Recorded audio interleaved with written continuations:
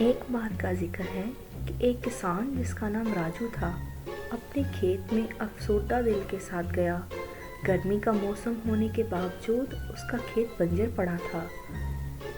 میری زمین آج بھی خالی ہے، راجو نے افسوس سے سوچا، اب میں کیا کروں؟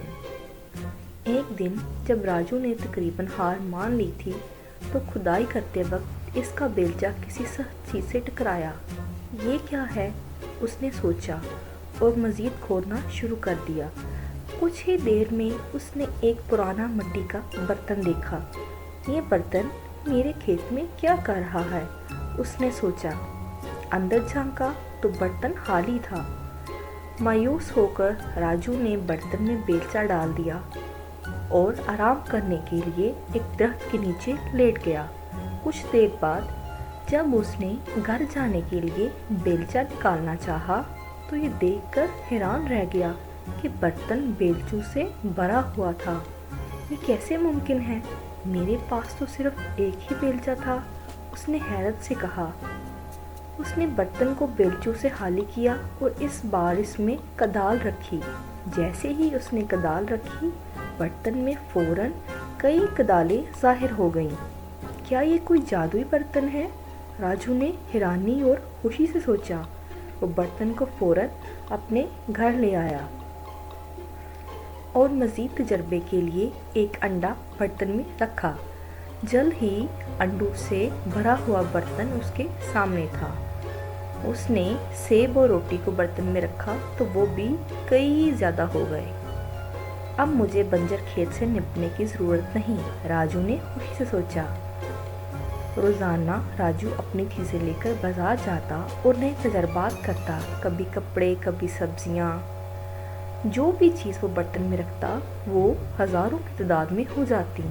دوسرے دکاندار اس کی کامیابی سے حسد کرتے اور آخرکار ایک سپاہی کو اس کے بارے میں شکایت کر دی۔ اگلے دن سپاہیوں نے راجو کا پیچھا کیا۔ اس دن راجو نے ایک چوزے کو برتن میں رکھا تاکہ وہ چوزے بیچ سکے۔ کچھ ہی دیر میں برتن سے ہزاروں کی تعداد میں چوزے نکل آئے۔ ہلچل کے دوران ایک چوزا دوبارہ برتن میں گر گیا اور مزید چوزے پیدا ہو گئے۔ جلد ہی راجو کا گھر چوزوں سے بھر گیا۔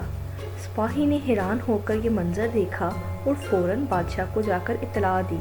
بادشاہ نے حکم دیا کہ راجو اور اس کا جادوئی برتن فوراً بادشاہ کے پاس لایا جائے۔ مایوسی کے عالم میں راجو نے بادشاہ کو برتن کے معائنہ کرتے ہوئے دیکھا جو اپنی دولت بڑھانے کے لیے اس کا استعمال کرنا چاہتا تھا۔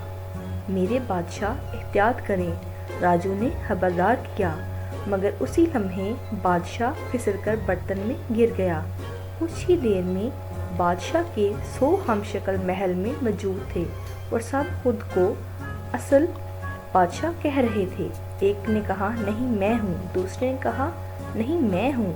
ہر بادشاہ اپنا اختیار منوانا چاہتا تھا۔ جب راجو کو اس جادوئی برتن کے خطرات کا احساس ہوا تو وہ خاموشی سے محل سے نکل گیا اور برتن کو ساتھ لے کر ایک اونچی چٹان پر چڑھ گیا اور اسے نیچے پھینک دیا۔ برتن ٹکڑے ٹکڑے ہو کر ختم ہو گیا۔ اس دن کے بعد راجو کے کھیت میں دوبارہ فصلیں اگنے لگیں۔ اس نے سمجھا کہ حقیقی خوشی جادو سے نہیں بلکہ محنت سے آتی ہے اور وہ ہمیشہ کے لیے خوشحال زندگی گزارنے لگا۔